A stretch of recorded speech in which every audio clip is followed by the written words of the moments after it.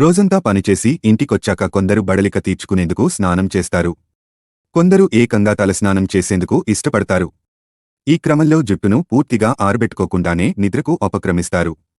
అయితే ఈ అలవాటు ఉన్న వాళ్లు వెంటనే పద్ధతి మార్చుకోవాలని నిపుణులు సూచిస్తున్నారు. దీనివల్ల కేవలం జట్టు ఊడిపోవడమే కాకుండా ఇతర ఆరోగ్య సమస్యలు వస్తాయని కూడా చెబుతున్నారు. తడి జుట్టుతో నిద్రకు ఉపక్రమిస్తే నెత్తికి ఫంగల్ ఇన్ఫెక్షన్ సోకే అవకాశం పెరుగుతుంది. జుట్టు పెళుసుగా మారి తెగిపోతుంది. కుదుళ్లు బలహీనపడి జుట్టు ఊడిపోతుంది.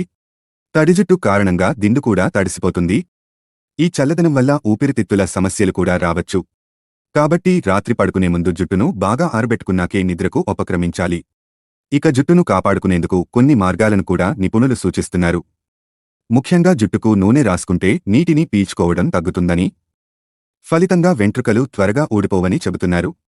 హెయిర్ కండిషనర్ వాడటం వల్ల కూడా శిరోజాలు ఆరోగ్యంగా ఉంటాయని చెబుతున్నారు. తలస్నానం తరువాత ఖచ్చితంగా కండిషనర్ రాయాలని సూచిస్తున్నారు. హాయ్ ఫ్రెండ్స్, ఇలాంటి వీడియోస్ మరిన్ని ఫ్రీగా చూడడానికి ఛానల్ని సబ్స్క్రైబ్ చేసుకోండి. అలాగే పక్కన ఉన్న గంట సింబల్ని నొక్కి పెట్టుకోండి.